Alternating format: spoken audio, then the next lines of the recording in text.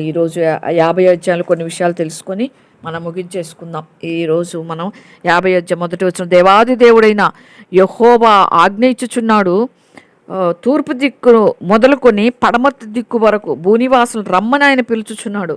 తూర్పు ఎక్కడో పడమరెక్కడో కూడా మనకు తెలియదు. మనం అంచనా వేయగలమా? వేయలేం. నిజంగా దేవుని బిడ్డలకి ఎంత జ్ఞానం ఇచ్చి ఆయన జ్ఞానవాక్కులు, దేవుని వాక్కులు రాయించుకున్నాడు. ఈ పుస్తకం 50 అధ్యాయం రాసింది ఆసాపు కీర్తన. ఇది ఆసాపు రాసిన కీర్తన. ఆసాపు అనే మాటకి సమకూర్చువాడు, పోగు చేయువాడు అని అర్థం. నిజంగా దేవుడు ఆసాపుని కోరుకున్నాడు, ఎన్నుకున్నాడు. లేవి గోత్రికుడు ఆసాపు దేవుని మందసాన్ని యెరూషలేముకు తీసుకొచ్చే సందర్భంలో ముఖ్య గాయకుడుగా దావీదు చేత నియమింపబడ్డవాడు. ఇది మన మొదటి దినవృత్తాంతంలో 15-17లో మనం చూసినట్లయితే ఇది మనకు కనిపిస్తుంది. కాబట్టి కీర్తన 73 నుంచి 83 అధ్యాయాల వరకు రెండోసారి నిర్మించబడేంత వరకు ఆసాపు కుమారులు ప్రధాన గాయకులుగా ఉన్నారు. నిజంగా ఆసాపు కుమారుల్ని కూడా దేవుడు కోరుకున్నాడు. నిజంగా అందుకే దేవుని విషయాల్లో మనము కొనసాగుతూ ఉండాలి. మన పిల్లల్ని కూడా కొనసాగింప చేయాలి. చాలామంది ఏం చేస్తారంటే, నా తర్వాత ఆస్తి ఇదిగో నేను చచ్చిపోతే ఈ ఆస్తి నీకురా, నేను చచ్చిపోతే అదో పలానా దగ్గర ఒకటి ఉంది, అది నీకురా చెప్తారు. అదే నేను జీవించిన విధానం ఇది, నేను చచ్చిపోయినాక నాలాగా మీరు జీవించాలి అని చెప్తే ఎంత బాగుంటుంది. ఆసాపు తర్వాత ఆసాపు కుమారులు కూడా గాయకులుగా చేస్తున్నారంటే ఆసాపు ఏం బోధించుకొని ఉంటాడు? పితరులు ఒకరి తర్వాత ఒకరు చాలామంది తప్పిపోయినారు, కానీ ఒకరి తర్వాత ఒకరు వారి పిల్లల్ని సిద్ధపరుచుకుంటా పోతే చాలా బాగుంటుంది. అది మనం కూడా చాలామంది దాంట్లో గెలిచినారు, చాలామంది ఓడిపోయినారు కూడా. కాబట్టి దావీదు చేత 12 కీర్తనలు దాదాపుగా ఆసాపు రాసినాడు. నమ్మకస్తుడు దేవునికి, ఇశ్రాయేలుకి ఒక బహుమానం అనొచ్చు ఆసాని. ఎందుకంటే ఇశ్రాయేల్ ప్రజలకు ఒక గాయకుడుగా, ఒక ఇన్స్ట్రుమెంట్స్ వేస్తాడు, ఒక మ్యూజిషియన్. నిజంగా మొదటి దినవృత్తాంతాల 16:1 నుంచి మనం చదివితే దేవుని మనసాన్ని తీసుకొచ్చేటప్పుడు గుడారం దగ్గర దహన బలులు, సమాధాన బలు అర్పించి ఓబేదేదోమిటి దగ్గర నుంచి యెరూషలేముకు తెచ్చేటప్పుడు ఆసా పాటలు పాడినాడు. మందసం ముందు పాటలు పాడటం. ఆ దినాల్లో మందసము అంటే దేవుడుండే స్థలం, ఇంకా దేవుని స్థానం అది అన్నట్టుగా చూసేవాళ్ళు. అక్కడ ముందు నిలబడి పాటలు పాడటం అంటే సామాన్యం కాదు. పాత నిబంధన కాలంలో ఒక స్థానాన్ని ఇవ్వాలంటే వాళ్ళు చాలా ఆచితూచిస్తారు. ఇప్పట్లాగా కాదు ఇప్పుడు. ఎందుకంటే వెంటనే రాదు కదా శిక్ష, అందుకే వెంటనే శిక్ష రాకపోవటం చూసంట జనులు భయం విడిచి ప్రవర్తిస్తారని ఉంది. నిజంగా ఎవరు పడితే వారు పులిపీఠం ఎక్కుతారు, ఎవరికి పడితే వాళ్ళకే స్థానాలు. మందిరం అన్నా, ఒక పులిపీఠం అన్నా భయం గౌరవం లేనే లేదు. రక్షణ లేని ప్రతి ఒక్కరూ ఎక్కుతారు. నిజంగా దేవుని మార్గములో జీవించని వారు ప్రతి ఒక్కరూ పులిపీఠం ఎక్కేవాళ్ళు ఈ దినాల్లో. అంటే దైవ సేవకులకు తెలియక కాదు, తెలుసు వాళ్ళ చరిత్ర అంతా. ఇక అట్లా నిలబెట్టేస్తారు. నిజంగా సాతాను మభ్య పెడుతున్నాడు. అందుకే దేవుని విషయాల్లో ఖచ్చితంగా ఉండాలి. నువ్వు మారితేనే నీకు ఈ ప్లేసు అని చెప్పగలిగి ఉండాలి దైవజనులు. నిజంగా ఆ విధంగా ఉండాలి, హెచ్చరించాలి. చాలామంది ఏం చేస్తారంటే సంఘాలలో పులిపీఠం మీద నిలబడి తిడతా ఉంటారు. వాళ్ళు కూర్చుంటే ఒక తిట్టు, లేస్తే ఒక తిట్టు, బయటికి పోతే ఒక తిట్టు, మళ్ళీ వచ్చి కూర్చుంటే ఒక తిట్టు. అట్లా ఉండకూడదు. నిజంగా ప్రేమ ఉంటే సమయం వాళ్ళకి కేటాయించి దగ్గరికి పిలిచి వ్యక్తిగతంగా వాళ్ళకి చెప్పి బోధించుకోవాలి. కోపం అంటే కోపం అంతా తెచ్చి సంఘంలో వేస్తే నీ కోపం నీ ఇంట్లో పెట్టుకో అంటారు కొందరైతే. ఇంట్లో కొంతమందికి ఏం చేస్తారంటే పెద్దవాళ్ళకి కానీ ఇంకా ఎవరికైనా కానీ ఇంట్లో కుదరదు, వాళ్ళకి ఇంట్లో కోపపడితే ఒప్పుకోరు. అందుకని వచ్చేసి సంఘంలోనో బయట వాళ్ళ మీద వచ్చేసి మాట్లాడుతూ ఉంటారు. నా కోపం ఎక్కువ అంటే నాలో పాపం ఎక్కువ అని. కోప్పడొద్దు అన్నాడు దేవుడు. కోపపడకుడి, అది కీడుకు మూలం అన్నారు. ఎవరి కోపం వాళ్ళకి శత్రువు అని ఉంది సామెతల్లో. మన కోపం అని గర్వంగా చెప్పకూడదు. గర్వంగా చెప్తా ఉంటారు చాలామంది. ఏం నేర్చుకుంటారు కింద కూర్చున్న వాళ్ళు? నీ కోపం ఎక్కితే నాకు 200 చేసుకుంటా అంటారు. కాబట్టి చాలా జాగ్రత్తగా దేవుని సన్నిధిలో మాట్లాడాలి. అందుకే దేవుని సన్నిధిలో నిలబడేవాళ్ళు, అందుకే బోధకులకి 200 ఉంటుంది తీర్పు. నిజంగా చాలా జాగ్రత్తగా మాట్లాడాలి. కింద కూర్చున్న వారు ఏం నేర్చుకుంటారు అని. మాదిరిగా ఉండగలిగితేనే, ఓర్పుగా సహనంగా ఉండగలిగితేనే, పరిచయం చేయగలిగితే చాలా మంచిది. ఆషామాషాగా చేయకూడదు. అదే చూసి కింద వాళ్ళు కూడా నేర్చుకుంటారు. తర్వాత మొదటి దినవృత్తాంతాలు 16:4లో మనం చూస్తే ఆసాపు గురించి మనం చూసినాం కదా. ఇది ఆసాపు యొక్క చరిత్ర. ఎందుకంటే వారు రాసినారు కదా, పాటలు రాసేది ఒకరైతే పాడేవాళ్ళ గురించే బయటకు వస్తాయి. ఎంత బాగా పాడారు, ఎంత బాగా పాడారు అని సింగర్స్ బయటకు వస్తారు. రాసేవాళ్ళు కనుమరుగైపోతూ ఉంటారు. అందుకే మన ఆథర్స్ గురించి, వాళ్ళ భక్తి జీవితం గురించి బైబిల్లో అయితే దేవుని బిడ్డల విషయాలు మనం చెప్పుకోవాలి. పాటలు రాసేవాళ్ళంటే ఎవరైనా రాస్తారు పాటలు. దేవుని ఆత్మ లేని వాళ్ళు కూడా వాళ్ళకున్న తలాంతును ఉపయోగించి రాస్తారు. కానీ పరిశుద్ధ గ్రంథం యొక్క మాటలు రాయటానికి వాళ్ళ జీవితం ఎంత పనంగా పెట్టారో మనం ధ్యానించుకోవాలి నిజంగా. ఆ విధంగా కాబట్టి ఆసాపు చరిత్ర అది అంత దీవెనకరంగా ఉన్నవాడు. మనం కూడా అనేకులకు ఆశీర్వదకరంగా దీవెనకరంగా ఉండాలి. ఇతన్ని కొంగదీసే వాళ్ళంగా బాధ పెట్టేవారుగా ఉండకూడదు అని ప్రభు చెప్తా ఉన్నారు. కాబట్టి దేవుడు ఆజ్ఞాపిస్తున్నాడని చెప్తున్నాడు. తూర్పు మొదలుకొని పడమటి వరకు భూనివాసులను రమ్మని ఆయన పిలుస్తూ ఉన్నాడు. నిజంగా భూనివాసులారా రండి, నా దగ్గర నేర్చుకోండి అని దేవుడు పిలుస్తూ ఉంటాడు. నిజంగా మొదటి రాజుల్లో ఏలియా కూడా ఇదే పని చేసినాడు. 18:21 మనం చూస్తే ఏలియా జనులందరి దగ్గరకు వచ్చి, ఎన్నాళ్ళ మట్టుకు మీరు 2 తలంపుల మధ్య ఉంటారు, తడబడతాను 2 తలంపుల మధ్యలో. యెహోవా దేవుడైతే దేవుణ్ణి అనుసరించండి, బయలుదేవత మీకు వాణ్ణి అనుసరించండి అని చెప్పి ప్రకటన చేసినప్పుడు జనాలు అక్కడ ఏం చేసినారో మనకు తెలుసు. ఒక్క మాట కూడా ప్రత్యుత్తరం ఇయ్యరు. కాబట్టి దేవుడు కూడా ఆ విధంగా పిలిచి తూర్పు మొదలుకొని భూనివాసులు ఆయన రమ్మని పిలుస్తూ ఉన్నాడు. భూదిగంత నివాసులారా, నా వైపు చూచి రక్షణ పొందండి. భూమి నాది, భూమి పునాదులు వేసిన వాడు నేను, ఆకాశం నాది, నా సింహాసనం, భూమి నా పాదపీఠం అని చెప్తా ఉంటే ఎవ్వరు గ్రహించట్లా. ప్రభువారిని అయితే ఎట్లా అంత హీనంగా అంటే ఇట్లా తీసి గడ్డి పూసలాగా తీసి అట్లా పడేస్తున్నారు. ప్రభు గొప్పతనం ఇప్పుడు అర్థం కాదు జనులకి, ఎవ్వరికి కూడా ఇప్పుడు అర్థం కాదు. నిజంగా ప్రభు వచ్చి సంఘం ఎత్తబడిన తర్వాత దేవుని బిడ్డలకి త్వరగా అర్థమవుద్ది. ఒక 3.5 సంవత్సరాల తర్వాత యూదులకి అప్పుడు అర్థమవుద్ది, అయ్యో అప్పుడున్న మెస్సియానే ఇప్పుడు మెస్సియా అని. అది ఎరగటం లేదు, ఎరగకుండానే ప్రభుని గాయపరుస్తూ బాధ పెడతా ఉన్నారు. అందుకే కాబట్టి మనం ఎరగాలి, ప్రభువే మనకు ఆధారం, ప్రభువే సమస్తమును సృజించిన సృష్టికర్త, ప్రభువే పాపుల కోసం ప్రాణం పెట్టిన దేవుడు, ప్రభువే పరిశుద్ధుడిగా జీవించినవాడు, మానవుడుగా భూమి మీద వచ్చి మనిషి ఎట్లా జీవించాలో చూపించినవాడు, మనిషి బ్రతుకు ఎలా ఉండాలి, మనుషులు జంతువులాగా జీవించకూడదు, మనుషులు కుక్కలాగాను పందిలాగాను బతికేస్తే బతుకుతున్నాం కాబట్టి బతికినట్టు బతకూడదు, మనిషిలాగా బతకాలి, మనుషులు ఒకరినొకరు చంపుకోవద్దు, మనుషులు విచ్చలవిడిగా జీవించొద్దు, మనుషులు విచ్చలవిడిగా పాపం చేయొద్దు. చాలామంది అంటారు కదా, నువ్వు మనిషివేనా అంటారు కదా కొన్ని తప్పులు చేసినప్పుడు. అది చూపించిపోయాడు యేసయ్య. నేను మనిషిగా భూమి మీదకి వచ్చింది మనుషులు ఎలా జీవించాలో చూపించడానికి. ఆయన ప్రతిదీ చూపించిపోయాడు. ఆయన సవాలుగా నిలిచినవాడు. నాలో పాపం ఉందేమో నిరూపించని సవాల్ చేసిన పరిశుద్ధ దేవుడు పిలుస్తున్నాడు భూనివాసులందరినీ, నా వైపు రండి ఆజ్ఞాపిస్తూ ఉన్నాడు. రండి అని ప్రభు దగ్గరికి వస్తే రక్షణ, పాప క్షమాపణ, ఆయన బలియాగములో ఆయన రక్తములో పాప క్షమాపణ. కాబట్టి మనం ఆ విధంగా ప్రభువుని అంత గొప్పగా చూసుకోవాలి. అంత గొప్ప దేవుడు మనకు దేవుడైనందుకు మనం స్తుతి చెల్లించాలి. ఆ దేవుని ఎదుర్కోబోతున్నాం మనం. ఆయన రాకడలో పరిపూర్ణ సౌందర్యం గల సియోనులో నుండి దేవుడు ప్రకాశించుచున్నాడు. నిజంగా దేవుడు ప్రకాశించే దేవుడు. ఇందాక ఆయన ఎంత వెలుగుమయమైన దేవుడు అంటే నిజంగా సొలొమోను గారు పరమగీతాల్లో రాస్తే చాలామంది పరమగీతాలని మిస్అండర్స్టాండ్ చేసుకున్న వాళ్ళు ఉన్నారు, అజ్ఞానులు. అంటే దేవుని బిడ్డలని, దేవుని బిడ్డల కుటుంబాల్లో పుట్టిన వాళ్ళు కూడా పరమగీతాలను చూసి అది భూత పుస్తకం అనుకుంటున్నారు. అన్యులు తీసి మనం పక్కన పెడదాం, వాళ్ళకేం అర్థమవుద్ది, దేవుని బిడ్డలని చెప్పుకునే వాళ్ళకి అర్థం కాకపోతే. పరమగీతాలు 2 విధాలుగా రాసినాడు సొలొమోను గారు ఒక కవి. ఆయన కవిత్వాన్ని రాస్తూ భార్యాభర్తలకున్న సంబంధాన్ని, తర్వాత దేవుడు సంఘాన్ని అంటే స్త్రీ పురుషులున్న సంఘాన్ని భార్యగా ఆయన లెక్కించాడు. సంఘము భార్య, ప్రభు క్రీస్తు భర్త, అదే మనం పెండ్లి కుమార్తె. సంఘం మనం సిద్ధపడి ప్రభుని ఎదుర్కొనే గుంపులో ఉండాలని ఆ విధంగా పోల్చటం జరిగింది. అందుకే ఈ 2 విధాలుగా పోల్చినాడు. తన భార్య అయిన సోలమ్మితి గురించి చెప్పుకుంటూ ఆ విధంగా రాసిన విషయాలు ఇవి పరమగీతాల్లో. అది సంఘం కొరకు ప్లస్ భార్యాభర్తల సంబంధం గురించి తీసుకోవచ్చు. అవి భార్యాభర్తల మధ్య జరిగే సంబంధం, అది బూతు కాదు కదా. పరాయి భర్త గురించి పరాయి భార్య గురించి తీసుకుంటే బూత్ అవుద్ది.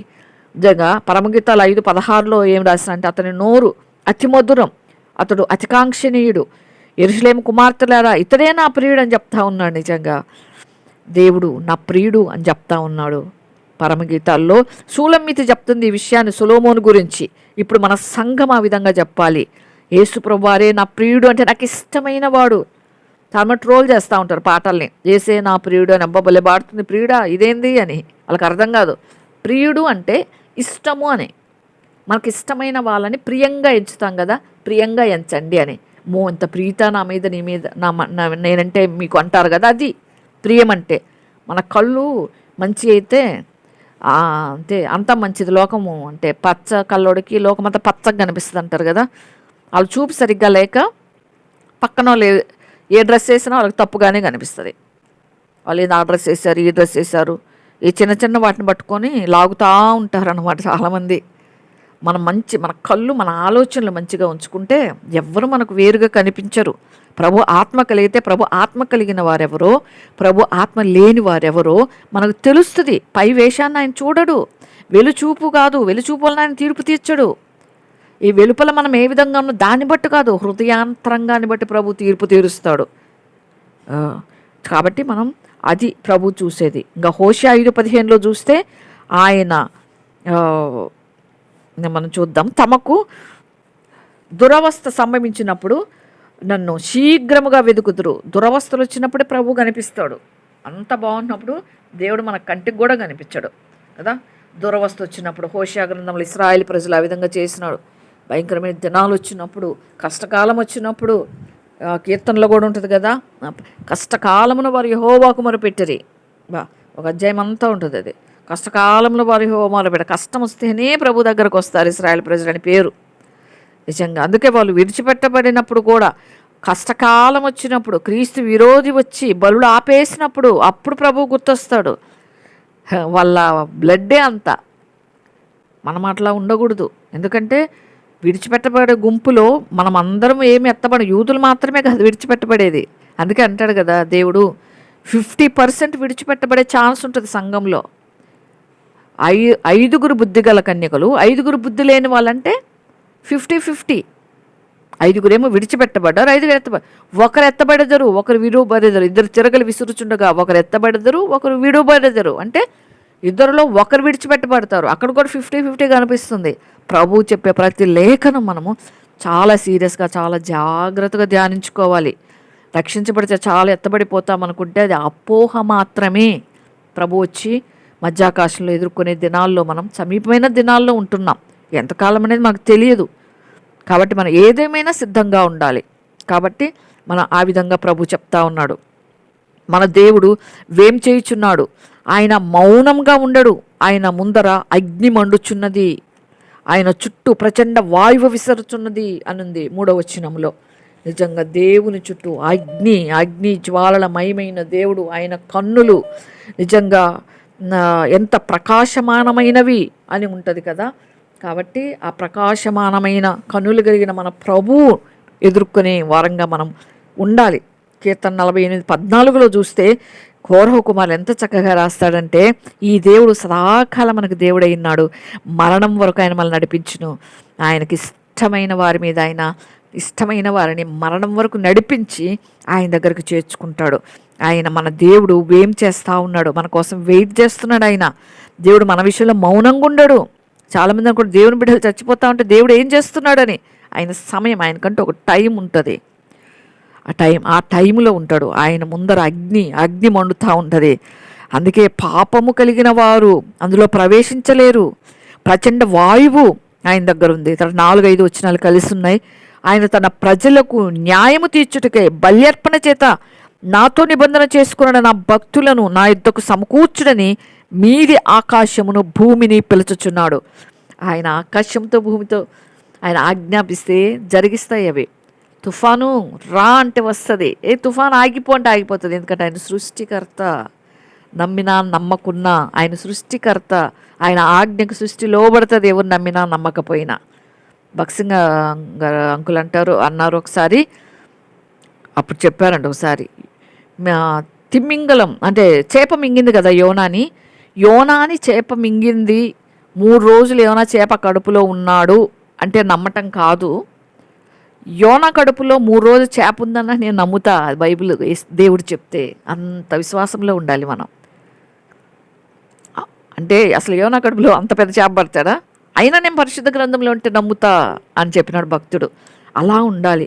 అంత విశ్వాసంలో మనం ఉంటేనే ప్రభువుని మనం ఎదుర్కొనగలం. నిజంగా ఆ విధంగా మనం తర్వాత మనం కీర్తనలోనే మనం 6వ వచనములు దానికి అనుసంధానంగా కిందనే ఉంది, దేవుడు తానే న్యాయకర్త, ఆకాశమైన నీతిని తెలియజేస్తూ ఉంది. నిజంగా అందుకే నీతిమంతుల అనీతిమంతులు అనేది ఆకాశం చూస్తూ ఉంటుంది. దానికి నోరు మాటలు లేవు కానీ దానికి జీవం ఉంది. జీవం గల ప్రతి జీవి అని ఉంటుంది కదా బైబిల్లో. ప్రతి జీవికి ఆదాం పేరు పెట్టాడని. నిజంగా ఆకాశం కూడా కదులుతూ ఉన్నాయి మేఘాలు అంటే దానికి జీవం ఉంది. ఆత్మ లేదు, ప్రతి జీవిలో జీవం ఉంది కానీ ఆత్మ ఉండదు. నిజంగా చెట్లు కదులుతూ ఉంటాయి, వాటి జీవం ఉంది. జీవం ఉంటేనే కదా బతుకుతాయి చెట్లు, నీళ్లు పోస్తే ఎరువేస్తే. కాబట్టి అది నిజంగా సృష్టి మిగుల ఆశతో దేవుని కొరకు ఎదురు చూస్తూ ఉందంట. మనం ఇంకెంత ఎదురు చూడాలనో నిజంగా ఆ విషయాలన్నీ కూడా మనం పరిశీలించుకోవాలి. నిజంగా తర్వాత మనము 6వ వచనం 7వ వచనం, నా జనులారా నేను మాట్లాడబోచున్నాను, ఆలకించుడు. ఇశ్రాయేలు ఆలకింపుము, నేను దేవుడును నీ దేవుడును, నేను నీ మీద సాక్ష్యం పలికెదను. దేవుడే అంటున్నాడు, నేను నీ మీద సాక్ష్యం పలుకుతా. ఇశ్రాయేలు నేను మీ సాక్ష్యం పలుకుతా అంటాడు. నిజంగా అందుకే ప్రకటన 16:5-6 వచనాలు చూసుకుంటే, అప్పుడు వర్తమాన భూత కాలములో ఉండేవాడు పవిత్రుడా, పరిశుద్ధుల రక్తమును ప్రవక్తల రక్తమును వారు కాచినందుకు తీర్పు తీర్చి వారికి రక్తం త్రాగనిచ్చితివి, దేవునికి దీనికి వారు పాత్రులే అని చెప్తా ఉన్నాడు ప్రకటన గ్రంథంలో. నీవు అంటే దేవుని దూతలు అంటా ఉన్నారు ఈ మాట. దానికి పాత్రులు వారు, దేవుని రక్తాన్ని వాళ్ళు ఆ విధంగా హతమార్చినారు దేవుని ప్రజల్ని. వాళ్ళకి తీర్పు తీర్చినావు నువ్వు న్యాయవంతుడు. జనముల ఈ విధంగా జనముల దేవదూత చెప్పగా నేను విన్నాను అంటాడు యోహాను గారు. అందుకు అవును ప్రభువా దేవా సర్వాధికారి, నీ తీర్పులు సత్యములు న్యాయములైనవి అని బలిపీఠం చెప్పగా వింటిని. పైన బలిపీఠము చెప్తుందంట, అయ్యా న్యాయం. బలిపీఠం మాట్లాడుతుంది, అయ్యా న్యాయం. మనుషులు నోరుదారు. అందుకే దేవుని సువార్త చాలామంది అంటే మాకు ఇవన్నీ విషయాలు చెప్పలేదు అంటే రాళ్ళు సాక్ష్యం ఇస్తాయంట. పలానా రోజు వచ్చి నా పిల్లలు సువార్తకు వచ్చి తన్నులు తిని దెబ్బలు కొట్టించుకొని చాలామందిని మీరు ఇంకా సహించలేక చంపేసినారు కూడా తెలుసా నా బిడ్డల్ని. నా బిడ్డలు వచ్చి చెప్పినప్పుడు మేము విన్నాం ప్రభా వాళ్ళకి చెప్తుంటే అని రాళ్ళు సాక్ష్యం ఇస్తాయంట. ప్రభా మేము చంపలేదు ఆ భక్తున్నంటే, ప్రభా మేము చూసాం, మా మీదే భూమి మీద రక్తం చిందించినారు అని అవి సాక్ష్యం ఇస్తాయి. అటువంటి గొప్ప దేవుడు మన దేవుడు. అందుకే ఆయన న్యాయవంతుడు. మనం అనుకుంటాం ఆయన చూడనట్టున్నాడేమో అని, ఆయన అన్నీ చూచుచున్నవాడు. తర్వాత 8 నీ బలుల విషయమై నేను గద్దించుటలేదు, నీ దహన బలులు నిత్యమున ఎదుట కనబడుచున్నవి. బలుల విషయమై నేను గద్దించటంలా, బలులు కాదు ఆయనకి కావాల్సిందే. ఆ బలులు ఆయన దగ్గర నిత్యం జరుగుతూనే ఉన్నాయి. ఆయనకు కావాల్సింది మన హృదయములో మనము దేవునికి ఒక బలియాగం చేసుకోవాలి. మన హృదయాన్ని అర్పించుకోవాలి. నా కుమారుడా నీ హృదయాన్ని నాకి అన్నాడు ప్రభు సామెతల గ్రంథంలో. నా కుమారుడా నీ హృదయాన్ని నాకు ఇమ్ము, నా వాక్యాన్ని హృదయంలో పెట్టుకో, నన్ను అనుసరించు, నా మార్గాలు అనుసరించు. నేనే మార్గం సత్యం జీవం అయి ఉన్నాను. నా ద్వారానే తప్ప ఎవడు పరలోక రాజ్యం చేరలేనని చెప్పినాను కదా. ఆ మార్గంలోకి రా, నా మార్గంలోకి. ఆ మార్గం ఏందో నేను చూపించిన. నా మార్గంలోకి వస్తే నీకు అర్థమవుద్ది. నా మార్గంలోకి వచ్చి నీతి న్యాయాలు జరిగించు. పెత్తనాలు కాదు. చాలామంది దేవుని మార్గంలోకి వస్తే సంఘాల్లో కానీ బయట కానీ పెత్తనాలు చేయొచ్చేమో అనుకుంటారు. పెత్తనాలు చేయటానికి దేవుడు మార్గం చూపించలేదు. ప్రభు ఎక్కడ ఎవరి మీద పెత్తనాలు చేయదు, ఆధిపత్యం చేయలేదు, అజమాయిషి చేయలేదు. ఆయన ప్రేమతో ఆయన హెచ్చరించుకుంటూ యూదాకు కూడా కనీసం యూదాన్ని కూడా ఆయన ముందుగానే శిక్షించలేదు. ఎవరు ప్రభా నేనా అంటే అవును నువ్వు అన్నట్టే అన్నాడు తప్ప, ఎరా నన్ను చంపడానికి అప్పగిస్తావా అనలేదు దేవుడు. ఎంత సహించుకున్నాడంటే అంత ప్రేమ కలదు. అందుకని హృదయం కావాలి. నా మార్గాలను అనుసరించండి, నా మార్గం మీద తెలుసుకోండి అని చెప్తా ఉన్నాడు ప్రభు. నా సత్యం సత్యం, వాక్యములో సత్యం ఉంది, నేను సత్యము, నన్ను తెలుసుకోండి, అప్పుడు మీరు చక్కగా జీవిస్తారు అని చెప్తా ఉన్నాడు. నిజంగా అందుకే మనము ఈ విధంగా ఈ వాక్యాలన్నీ కూడా మనం చూసుకున్నట్లయితే న్యాయం తప్పిపోకుండా ఆయన కనిపెట్టే దేవుడు. సామెతలు 2:28 ఉన్నట్లుగా ఆయన తన భక్తుల యొక్క ప్రవర్తనను కాచే దేవుడు. అందుకే మన ప్రవర్తనను ఆయనకు అప్పచెప్పుకోవాలి. ప్రభా, నా ప్రవర్తన నువ్వు కాపాడు, నన్ను నీకు అప్పచెప్పుకుంటున్నా, నీ చేతుల్లో పెట్టుకుంటున్నా, నువ్వు ఎట్లా నడిపిస్తే అట్లా నడుస్తా అని ప్రభువుకి అప్పచెప్పుకుంటే అప్పుడు ప్రభు నడిపించుకుంటాడు. సగం మనం నడిపించుకుంటా, సగం మన ఇష్టం, సగం ప్రభు ఇష్టం అంటే ప్రభువుకి అది కుదరదు, అది జల్లదు. ఇప్పుడు మన జాబుకు పోవాల్సినప్పుడు ఏదైనా జాబ్ చేస్తుంటే పైన బాస్ మాట వినాలి. లేదు, నేను ఎట్టుండాలో నేను అట్టే ఉంటా అంటే జాబ్ ఊడబీకేస్తారు. మనుషులు ఏమనరు. మనుషులు జాబ్ తీసేస్తే నాకు ఇట్లా అయింది, ఇట్లా తప్పు చేసినా కూడా నన్ను తీసేస్తున్నారు, ఆయన ఫలానా వ్యక్తికి ఇట్లా తప్పు చేసినా కూడా తీసేస్తున్నారు అంటారు. కానీ అది దేవుడు చేస్తే అదేంది మీ యేసుప్రభు ప్రేమగలవాడు అంటారు కదా అంటారు. న్యాయం న్యాయమే, దేవుని తీర్పులు న్యాయమైనవి. తీర్పు తీర్చకపోతే మనుషులు విచ్చలవిడిగా జీవిస్తారు. కాబట్టి ఆ విధంగా దేవుడు అందుకే హృదయాన్ని ప్రభుకి ఇవ్వాలి. నా ఇంట నుండి కోడెలనైనా, నీ ఇంట నుండి కోడెలనైనా, నీ మందలో నుండి పొట్టేళ్ళనైనా నేను తీసుకోను. ఎందుకు అవన్నీ నాకు? నీ పొట్టేళ్ళు ఎందుకు, నీ మందలు ఎందుకు, భూమి మీద నేను నావే అంటాడు ప్రభువారు. నిజంగా ఆయనకెందుకు? ఇంకా 7వ వచనం నుంచి మనము మొదటి నుంచి 6 వచనాలు ఒక ఎత్తు అయితే 7వ వచనం నుంచి దాదాపు 15వ వచనం వరకు ఒకది. నా జనులారా నేను మాట్లాడబోచున్న ఆలకించుడి, ఇశ్రాయేలు ఆలకించము, నేను దేవుడును, నీ దేవుడును, నేను నీ మీద సాక్ష్యం పలుకుతా అంటున్నారు ప్రభువారు. నిజంగా అందుకే ద్వితీయోపదేశకాండం 27:17 చూస్తే యెహోవా నీకు దేవుడై ఉన్నాడు, నీవు ఆయన మార్గముల యందు నడిచి ఆయన కట్టడలను, ఆయన ఆజ్ఞలను, ఆయన విధులను అనుసరించి ఆయన మాట విందువనియు నేడు ఆయనతో మాట ఇచ్చి తిని. దేవునికి మాట ఇవ్వాలి. ప్రభువా, నీ మాట వింటా, నీ మార్గాలు నడుస్తా, నన్ను నీకు అప్పచెప్పుకుంటా అని ప్రభువు మనం అప్పచెప్పుకునే వాళ్ళంగా మనం ఉండాలని ఈ అధ్యాయంలో మనం నేర్చుకోవాలి. అందుకే ప్రభు అంటారు, నీ బలులు విషయమే నేను నేను గద్దించట్లా, నీ దహన బలు నిత్యం నా ఎదుట కనబడతా ఉన్నాయి. నీ ఇంట కోడొద్దు నాకు, నీ మందులో పొట్టేళ్ళు నేను తీసుకోను. అడవి మృగములన్నీ 1000 కొండల మీద పశువులు నావే కదా, ఇంకెందుకు నాకు అవన్నీ? కొండలు నన్ను పక్షులన్నీ నేను ఎరుగుదును, పొలంలోని పశ్చాతులు నా వశమై ఉన్నాయి. ఇవన్నీ కూడా నేను నీకు ఇచ్చినవి, నేను నీకు ఇచ్చినవి మళ్ళీ నువ్వు నాకు ఎందుకు ఇస్తావు? అవన్నీ నాకు వద్దు, నీ హృదయం కావాలి నాకు, నువ్వు నా మార్గాలు నడవాలి. అందుకే అంటాడు ప్రభు. యోబు గ్రంథంలో అంటారు, దేవుడు యోబుతో మాట్లాడుతూ 38:41 తిండి లేక తిరుగులాడుచు కాకి పిల్లలకి దేవుడు మొరపెడితే కాకి ఆహారం సిద్ధపరిచినోడు ఎవడు అంటాడు ప్రభు. కాకుల్ని పోషిస్తున్నాడు ఆయన, పక్షుల్ని పోషిస్తున్నాడు, పశువుల్ని పోషిస్తున్నాడు. ఇంకా కీర్తన 104:14 ఉంటుంది, పశువులకు గడ్డిని, నరులకు ఉపయోగపడే కూర మొక్కలను ఆయన మొలిపించినాడు.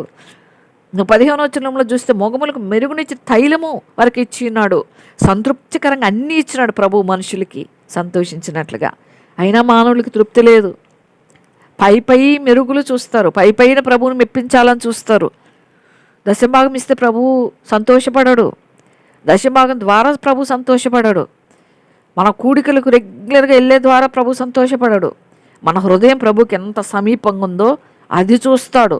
కూడికలకు వెళ్ళొద్దని కాదు, ప్రభువుకి దగ్గరగా లేకుండా ఎన్ని వారకడుకులకి వెళ్ళినా, ఎన్ని ఆదివారాలు వెళ్ళినా, ఎన్ని ప్రసంగాలు చేసినా ప్రభు సంతోషపడాడు. ఆ విషయాల్లో ప్రభు మన హృదయాన్ని దగ్గరగా ఉంచుకోవాలి. నిజంగా అప్పుడు మాత్రమే ప్రభు సంతోషపడతాడు. నిజంగా పొలములోని పశ్చాత్తం నావశమై ఉన్నవి, లోకమును దాని పరిపూర్ణతయు నావి. 12వ వచనంలో నేను ఆకలిగొన్న నీతో చెప్పను, వృషభముల మాంసం నేను తిందునా, పొట్టేల రక్తం త్రాగుదునా? దేవుని స్తుత్యాగం చేయి, మహోన్నతుడు నీ మొక్కుబడులు చెల్లించు. నువ్వు నా హృదయంలో నా వాక్యం పెట్టుకొని నన్ను స్తుతించు. ఎప్పుడు స్తుతిస్తాం, ఎప్పుడు పొగడతాం? నిజంగా హృదయం వాళ్ళని ఇష్టపడితేనే. ప్రభువుని మనం ఇష్టపడి ప్రభువుని మనము సంతోషపరచాలంటే ఆయన పొగుడుతాం, మనకిష్టమైన వాడిని పొగుడుతాం, ఆయనకి ఇష్టమైనవి చేస్తూ ప్రభుని స్తుతిస్తాం. స్తుతి ఆయన కోరుకునేది. నాకు స్తుతి చెల్లించండి అంటాడు ప్రభు. కీర్తన 113:16 ఏమిటంటే ఆకాశములు యెహోవా వశం, భూమిని ఆయన నరులకు ఇచ్చి ఉన్నాడు. భూమిని మనకే ఇచ్చినాడు ప్రభు. భూమి మీద ఉన్నాయి సమస్తం మన కొరకే ఇచ్చినాడు. కూర మొక్కలు, పశుపక్షాదులు. అదగా కీర్తన 61:8 దినదినము నా మొక్కుబడులు నేను చెల్లించినట్లు నీ నామ నిత్యం కీర్తిస్తా. అంటాడు భక్తుడు. నిజంగా 65:1 దేవా సియోనులో మౌనంగా ఉండేటి నీకు స్తుతి చెల్లించుటే అని ఉంటుంది కదా. ఆ విధంగా స్తుతి చెల్లించాలి, ప్రభుని స్తుతించాలి, ప్రభుని గణపరచాలి, ప్రభుని మహింపరచాలి. అందులో ప్రభు ఆనందిస్తాడు. దేవా నేను గణపరుస్తున్నా, నీ చేసిన మేళ్ళకి ఏమిచ్చి రుణం తీర్చగలను తండ్రి, నా హృదయమాలని స్తుతించి నీ కొరకై నీవు చెప్పినట్లుగా నేను జీవిస్తా, నీ మార్గంలో నడుస్తా అని మనం చెప్పగలిగి ఉండాలి ప్రభుకి. అప్పుడు మాత్రమే ప్రభు సంతోషపడతాడు. తర్వాత ఆపత్కాలను నన్ను కూర్చు మొరపెట్టు, నేను నిన్ను విడిపిస్తా, నీవు నన్ను మహింపరుస్తావు. మనకు ఆపద వచ్చినప్పుడు ప్రభు దగ్గరికి రావాలి. ఆపద వచ్చినా రాకున్నా ప్రభుని వెంబడించాలి. ఆపద వచ్చినప్పుడు ప్రభు గుర్తు రావాలి. మనకు ఆపద ఉన్నా లేకున్నా ప్రభుతో నడవాలి. ఆపద వచ్చినప్పుడు ప్రభు మాత్రమే గుర్తు రావాలి. అది కాబట్టి ప్రభు మనం గుర్తు చేసుకున్నట్లయితే దానికి కీర్తన 77:2 ఏముందంటే ఆపత్కాలముందు నేను ప్రభువుని వెతకతనే అంటాడు ఆసాపు. 77వ కీర్తనలో 2వ వచనములో, రాత్రి వేళ నా చెయ్యి వెనుకకు తీయకుండా చాపబడి ఉన్నది, నా ప్రాణము ఓదార్పు పొందనలకున్నది. అంటే రాత్రిపూట కూడా ప్రభు దగ్గర చెయ్యి చాపాడంట ఆసాపు. నిజంగా అంత భక్తి కలిగిన బిడ్డలు రాసిన గ్రంథాలు ఇవి. అందుకే ఆసాపు గురించి ప్రత్యేకంగా చెప్పడం జరిగింది. రేంబగళ్ళు ప్రభువుని ఆశ్రయించడం. ఆపదొస్తే ప్రభువే గుర్తు రావాలి. ఆపదొస్తే మనుషుల వైపు కాదు, ఫస్ట్ ప్రభు గుర్తు రావాలి. ప్రభు దగ్గర మోకాళ్ళు వేసి ఆ తర్వాత ప్రభు ఏది చెప్తే చెయ్యాలి. ఫస్ట్ ప్రభుని అడగాలి. ప్రభా ఈ ఆపద వచ్చింది, నాకు ఆపద తీర్చవా, నాకు ఆలోచన చెప్పవా, ఈ విషయంలో నేను ఏం చేయాలో నన్ను నడిపించవా అని మనం ప్రభువుని అడగాలి. అప్పుడు ప్రభు సంతోషిస్తాడు. మొదటి స్థానం ప్రభుకి ఇవ్వటం అంటే అదే, ప్రభు గుర్తు రావాలి. అప్పుడే ప్రభు మనకు మన కళ్ళ ముందున్నట్టుగా, మన కంటి ఎదురుగా పిల్లలు తల్లిదండ్రులు ఏమన్నా వస్తే తల్లిని ఇంకా మమ్మీ అని పిలుస్తారు కదా. అస్తమానం తల్లి దగ్గర ఉంటుంది కాబట్టి మమ్మీ ఉంది నాకేం కాదు అన్నట్టుగా అనుకుంటారు కదా పసిబిడ్డలు అయితే. ఇంకా అలా తండ్రి మనకు గుర్తు రావాలి, పరలోకపు తండ్రి. భక్తిహీనులతో 16వ వచనంలో దేవుడు సెలవిచ్చిన ఏం చెప్తా ఉన్నాడంటే, నా కట్టలను వివరించడానికి నీకేం పని, నా నిబంధన నీ నోట వచ్చిస్తావేమి, దిద్దుబాటు నీకు అసహ్యం కదా, నీవు నా మాటలు నీ వెనుకకు త్రోసేస్తావు, నువ్వు దొంగను చూస్తే వానితో ఏకీభవిస్తావు, వ్యభిచారులతో నువ్వు సాంగత్యం చేస్తావు, కీడు చేయాలని నోరు తెరుస్తావు, నీ నాలుక కపటం కల్పిస్తూ ఉంది, నీ కూర్చుని సహోదరు మీద కొండేలు చెప్తావు, నీ తల్లి కుమారు మీద అపరిందలు మోపుతావు, ఇటు పనులు చేసినా నేను మౌనంగా ఉన్నా, అందుకు నేను కేవలం నీ వంటి వారు నన్ను అనుకోబాక అంటా ఉన్నాడు ప్రభు. నిజంగా 16 నుంచి 21 వరకు, నిజంగా 22 వరకు కూడా నిజంగా దేవుడు అట్లా మాట్లాడుతూ ఉన్నాడు. నిజంగా భక్తిహీనులతో నా కట్టడలు. అందుకే జాగ్రత్త కలిగి నోరు తెరవాలి వాక్యం చెప్పడానికి. ఎవరు పడితే ఎవరు నిలబడకూడదు. నిజంగా వాక్యానికి రక్షణ లేని వాళ్ళు, అంటే దేవునికి ఇష్టం లేని పనులు చేసేవాళ్ళు, దేవునికి ఇష్టం లేని కార్యాలు చేసేవాళ్ళు, దేవుని భయం లేని వారు, దేవుని గురించి మాట్లాడితే ఒప్పుకోడు ప్రభు. ఎవరు నువ్వు నా కట్టడలు వివరించడానికి అంటాడు. సామెతలు 8:35-36 ఉంటుంది. నన్ను కొనుగొని వాడు జీవాన్ని కనుగొంటాడు. ముందు నన్ను కనుక్కో, జీవ మార్గంలోకి రా, నేనే జీవం. యెహోవా కటాక్షము వానికి కలుగును, అప్పుడు నేను నీకు మోక్షం ఇస్తా. కటాక్షము నీ మీద కటాక్షం చూపిస్తే పరలోక భాగ్యం ఇస్తా అంటాడు. నన్ను కనుగొనకపోతే తనకే నీకే హాని అంటాడు ప్రభు. నన్ను కనుగొని వాడు తనకే హాని చేసుకున్నాను. నా యందు అసహ్యపడే వారందరూ మరణాన్ని స్నేహిస్తారు అంటున్నాడు. మరణం నిత్య మరణం, అది ఇప్పుడు పొందే మరణం కాదు, భూమి మీద కాదు, నిత్య అగ్నిగుండం. నిజంగా అటువంటి, అందుకే నన్ను కనుక్కోండి, నేను ఎటువంటి వాడిని తెలుసుకోండి అంటా ఉన్నాడు. నిజంగా యెషయా 5:23లో కూడా వారు లంచం పుచ్చుకొని దుష్టుని నీతిమంతులని తీర్పు తీరుస్తారు, నీతిమంతులు నీతిని దుర్నీతిగా కనబడజేస్తారు. సైన్యములకు అధిపతి యెహోవా ధర్మశాస్త్రాన్ని వాళ్ళు నిర్లక్ష్యపెడతారు. ఈ విధంగా అంటే కట్టడాలను వివరించటం అంటే భక్తిగా లేకుండా భక్తిహీనులు కూడా వచ్చి కట్టడాలు వివరించటం, దేవుని అందులో భయభక్తులు కలిగి జీవించకుండా వాక్యాలు బోధించటం, సమాధానం లేకుండా సమాధానం అని చెప్పటం. ఇంట్లో సమాధానం ఉండదు, బయట సమాధానం ఉండదు, మనుషులతో సమాధానం ఉండదు, మనుషులు క్షమించుకోరు. పాము తోక దొక్కితే బుస్సుమన్నట్టు కోపము, నిమిషంలోనే కోపం వచ్చేస్తుంది. ఇవన్నీ పెట్టుకొని కూడా కట్టడలు వివరిస్తే ప్రభు అంటాడు నీకేం పని నా కట్టడలు వివరించడానికి అంటాడు. అందుకే ప్రభు వాక్యం చాలా జాగ్రత్తగా ఉండాలి. న్యాయాన్ని తప్పిస్తారు మీరు అన్నాడు 18వ వచనంలో. వాళ్ళతో ఏకీభవిస్తారు మీరు, ఏకీభవించినా ఒకటే చేసినా ఒకటే. దొంగతనం చేసినోడు ఒకటే, అరే దొంగతనం నువ్వు పోయి చేసుకొని రా పరిచర సంఘం తీసుకుందామన్న వీడు ఒకటే, ఇద్దరికి శిక్షే. కాబట్టి జాగ్రత్తగా ఉండాలా. మనం ఇతరులు తప్పు చేసినప్పుడు ఎంకరేజ్ చేయకూడదు. నీకు ఒకరు చెప్పడం ధైర్యం లేకపోతే మౌనంగా ఉండి పక్కకు తప్పుకోవాలి తప్పించి వాళ్ళని ఎంకరేజ్ చేయటం, వాళ్ళని పురికొల్పటం, నువ్వు చేసేది బాగుంది అట్టే చేయి అంటాం. పాపాన్ని ఉరికొలిపితే పాపాన్ని ప్రోత్సహించిన వారికి ఇంకా ఎక్కువ పనిష్మెంట్ ఉంటుంది గద్దించకపోగా. అందుకే చాలా జాగ్రత్తగా ఉండాలి మనం. దొంగను చూస్తే వాళ్ళతో ఏకీపిస్తాను, గద్దిస్తున్నాడు ప్రభు. వ్యభిచారాలతో సాంగత్యం చేస్తావు, చాలామందికి ప్రేమ ఎక్కువైపోద్ది. అంటే ఎట్టాటి వాళ్ళతో కూడా సాంగత్యాలు చేయకూడదు. నువ్వు వాళ్ళని ప్రేమించి చెప్పగలిగితే వాక్యం చెప్పి పక్కకు తప్పుకోవాలి, అంతేకాని వాళ్ళతో సాంగత్యం చేయకూడదు, వాళ్ళు సన్నిహితంగా ఉండకూడదు, వాళ్ళతో స్నేహాలు చేయకూడదు అని ప్రభు చెప్తా ఉన్నాడు. కీడు చేయవాలని నోరు తెరుస్తా ఉన్నావు. దేనికోసం నీ నోరు తెరిచేది? కీర్తన 5:9 ఉంటుంది, వారి నోటితో యథార్థత లేదు, వారి అంతరంగంలో నాశనకరమైన గుంట, వారి కంఠము తెరచిన సమాధి, వారి నాలుకతో ఇచ్చంకంలాడతారు. అబద్ధాలు. ఎట్లుంటే ఎత్తబడే గుంపులో ఉన్నామా? ఎత్తబడతామా? నో. అందుకే దేవుడు 50-50 చెప్పినారు. ఒకరు ఎత్తబడతారు, ఒకరు విడిచిపెట్టబడతారు. 5 బుద్ధిగల కనికలు 5గురు బుద్ధి లేని వాళ్ళు అని చెప్పింది దేవుడు. అందుకు అంత సెన్సిటివ్గా ఉంటుంది సంఘము ఎత్తబడే సమయంలో. నిజంగా అంతగా పరీక్షించుకోవాలి. కీడు చేయాలని నోరు తెరుస్తారు, కీడు చేస్తారు ఇతరులకి.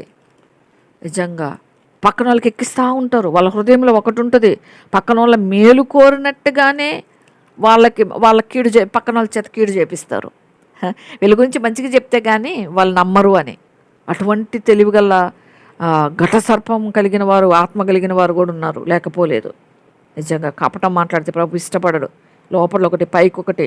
నీవు కూర్చుని కొండాలు ఒకరి మీద ఒక చాడీలు చెప్పుకుంటాం. కొంతమందికి నోరు ఊరుకొనే ఏదో ఒకరి మీద చెప్పుకుంటానే ఉంటారు. సామెతల 10:18 ఉంటుంది వాళ్ళ విషయంలో. అంతరంగంలో పగ ఉంచుకునేవాడు అబద్ధికుడనుంది, కొండెం ప్రచురం చేయవాడు బుద్ధిహీనుడనుంది. లోపల ఒకటి పెట్టుకుని పైకి ఒకటి మాట్లాడితే అబద్ధం అది. నిజంగా 21వ వచనం చూస్తే, ఇట్టి పనులు చేసిననే మౌనంగా ఉంటే నేను కేవలము నీ వంటి వాళ్ళని అనుకుంటావేమో. ఓ దేవుడు కూడా నేను దొంగతనం చేసినా గమ్ముకుంటున్నాడు, తాగినా గమ్ముకుంటున్నాడు, వ్యభిచారం చేసినా గమ్ముకుంటున్నాడు, తిరుగుబోతునైనా గమ్ముకుంటున్నాడు, నన్ను బాగానే పోషిస్తున్నాడు, తింటున్నా తిరుగుతున్నా, లేకపోతే ఇంకోటి ఏలాగుంటున్నా హాయిగా నాకు నంత లోకము విధంగా ఆశీర్వదించినాడు, నాకు అవి ఇచ్చినాడు ఇవి ఇచ్చినాడు అనుకుంటున్నావేమో నువ్వు అంటున్నాడు ప్రభు. కీర్తనలు 50వ అధ్యాయంలో ఇక్కడే ఉంటుంది 8వ వచనంలో ఏముంటుందంటే,